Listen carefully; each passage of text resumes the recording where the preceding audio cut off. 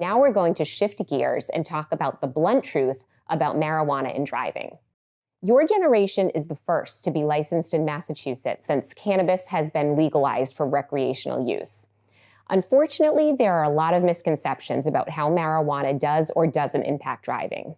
Research shows that impaired driving crashes will increase and continue to injure and kill motorists and their passengers.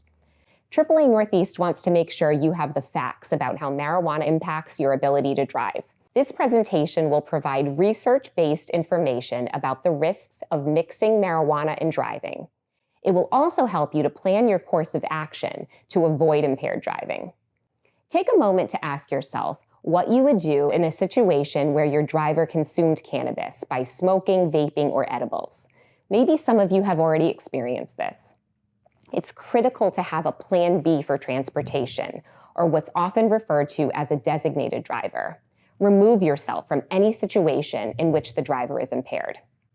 Let's begin by clarifying why marijuana and driving don't mix. The drug often referred to as marijuana comes from the cannabis plant. Cannabis contains hundreds of chemical compounds, but THC, or tetrahydrocannabinol, is the chemical responsible for marijuana's psychological effects. It's THC that impacts our ability to drive.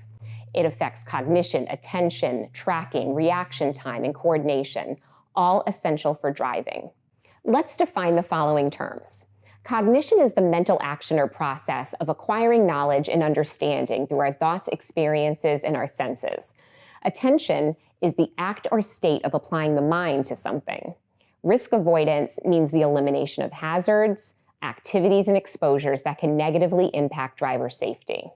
Tracking is the ability to drive straight and stay centered in a lane on the roadway. Reaction time is the amount of time it takes to respond to a stimulus. And coordination is the ability to use different parts of the body together smoothly and efficiently. When we drive, we need to process visual information quickly and make fast decisions. All our attention must be focused on our environment, not just on the vehicles in front of us, but also on pedestrians, cyclists, weather conditions, and traffic control devices. Cannabis impacts our coordination and our ability to manage divided attention tasks like driving. Research shows that it's difficult for drivers impaired by marijuana to stay centered in their lane of travel. They tend to veer into another lane and even into oncoming traffic. Reaction time is also slowed down, making it very difficult to respond to an emergency situation or stop quickly to avoid a crash.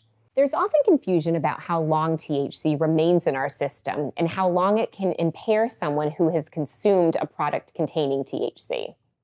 THC is detectable in the body for up to 30 days after consumption. But THC detectable in a drug test weeks after consumption doesn't mean the user is still impaired or under the effects of the drug. We call this inactive THC, since it can be found in the fatty tissues of the body long after ingestion. Our concern is active THC, meaning cannabis has been recently consumed, it's detectable in the user's bloodstream, and they're still impaired. The length of time a user is impaired by THC varies person to person. It depends on the amount of THC they've consumed and on their method of consumption. That's why it's so critical that people separate marijuana use from driving. Let's cover real research conducted by AAA's Foundation for Traffic Safety. At AAA, we wanted to better understand how changing the law and legalizing cannabis might impact traffic safety and crash rates. We started our research in the state of Washington, which was one of the first states in the country to legalize recreational marijuana. This meant that people did not need a medical reason for using the drug. It became legal for anyone 21 years old or older, as it is now in Massachusetts. After the state legalized recreational marijuana, the proportion of people killed in car crashes in Washington who had recently used marijuana and were impaired by THC doubled. This shows that many people made the irresponsible decision to use marijuana and then drive, or use it while driving. This decision didn't just put those impaired drivers at risk, but also anyone else who shared the roadway with them. Unfortunately, many people don't understand that marijuana is just as dangerous as alcohol. This means that when recreational marijuana was legalized, like in Washington, more people than ever before decided to get behind the wheel after using cannabis.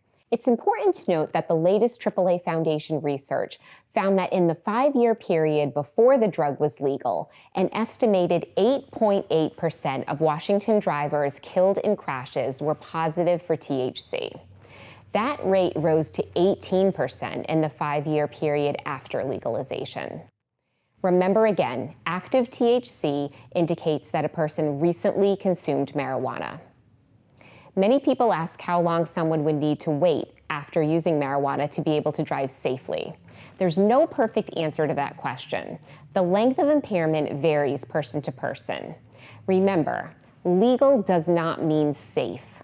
Although recreational cannabis use is legal here in Massachusetts for people 21 or older, it's illegal in Massachusetts and in all 50 states to drive impaired. Marijuana affects many of the critical skills needed for safe driving, namely balance, coordination, and concentration. I was at my friend's house and we had just smoked a joint. So he went to drive me home and I look over at him and he looks like really relaxed, almost dazed. Out of nowhere, he starts drifting into oncoming traffic. And I'm like, oh my God, what are you doing? Are you trying to kill us? The experience really scared me and I've never smoked weed since. A driver's crash risk doubles when they're under the influence of marijuana. That risk only increases when a driver mixes marijuana with alcohol and other drugs. Simply put, whatever it is you're trying to do, driving, playing a sport, even walking down the street, you're not going to be able to do as well under the influence of marijuana as you would sober. Let's break this down a bit more. Balance, coordination, and concentration are all impacted when someone is high. Let's reflect on the story that the woman shared about her friend looking relaxed and dazed. Even though someone may feel relaxed and able to drive safely, they're not aware that marijuana impacts their cognition, attention, and their ability to react quickly, which will make driving more difficult and dangerous. It was mentioned earlier that the ability to stay centered in a lane is difficult. This true story captures that. Her friend drifted into oncoming traffic. Let's check out this video produced by the National Highway Traffic Safety Administration. You will notice a driver who almost misses something important in their environment.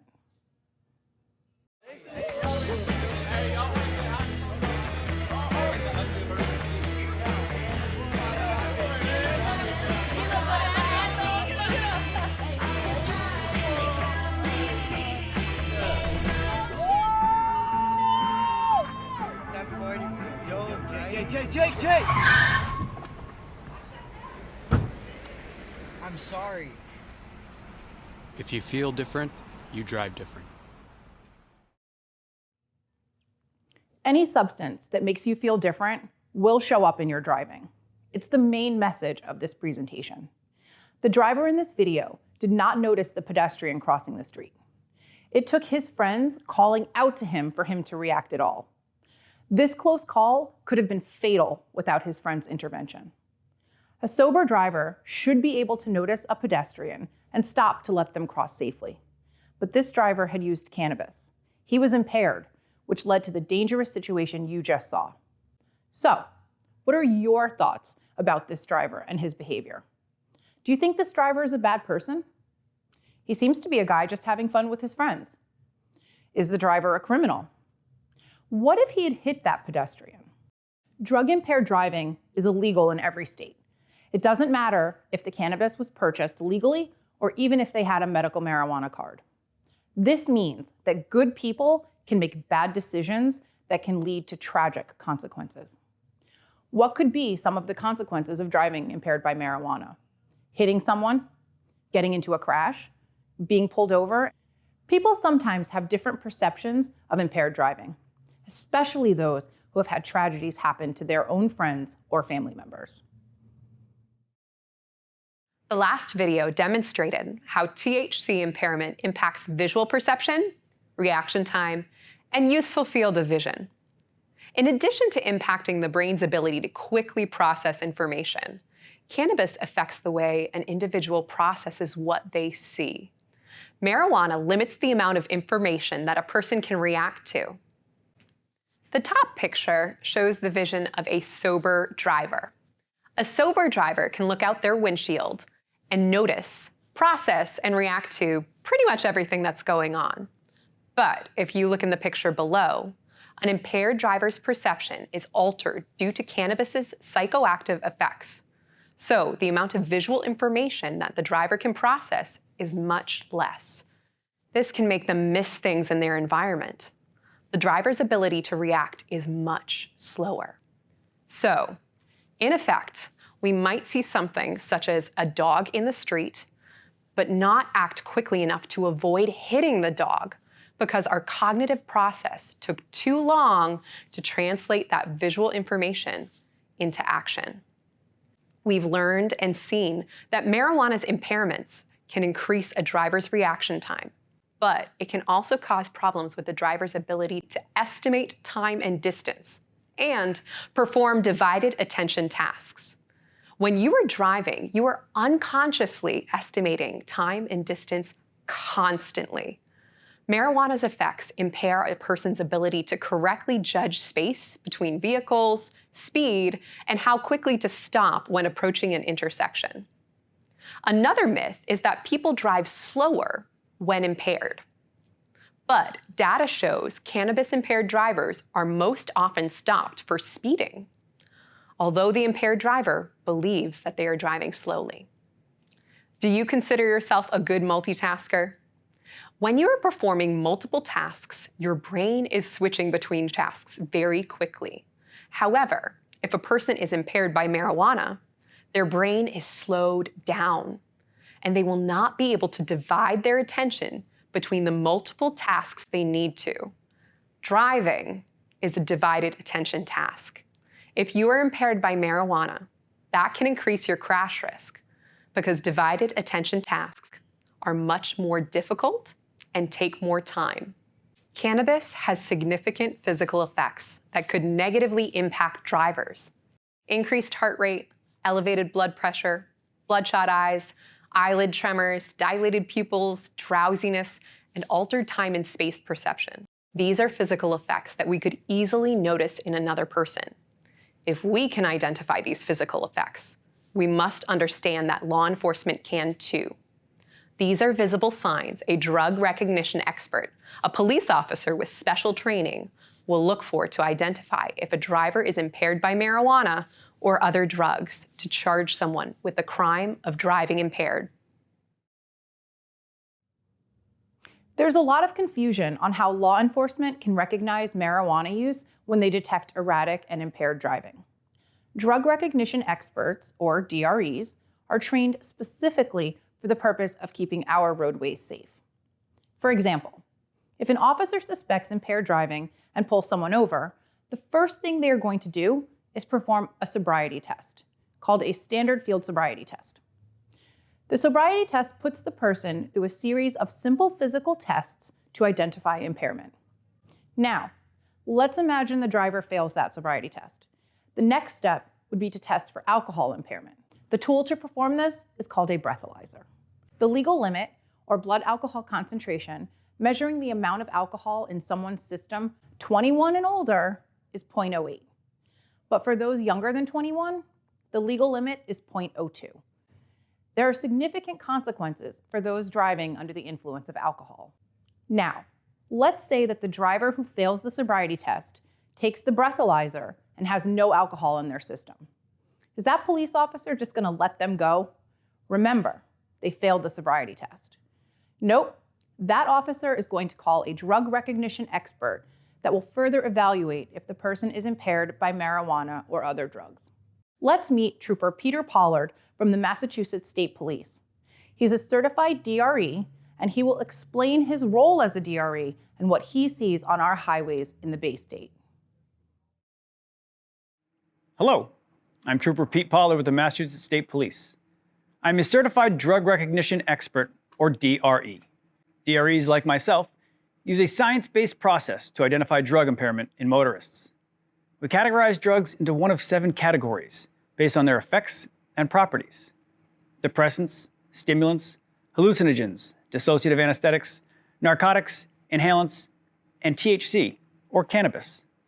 Because cannabis's effects vary between different strains and types of weed, cannabis can produce different outcomes. These outcomes can mimic the effects of a stimulant, depressant, or even a hallucinogen. Let me explain. Depressants are drugs that slow down your brain function. Examples include alcohol, anti-anxiety meds like Xanax, and sleeping pills like Ambien. Stimulants, on the other hand, are drugs that elevate your mood by speeding up or stimulating the brain, increasing alertness and energy. They're typically addictive and can cause paranoia over time. Examples include cocaine, methamphetamine, and prescription ADHD meds.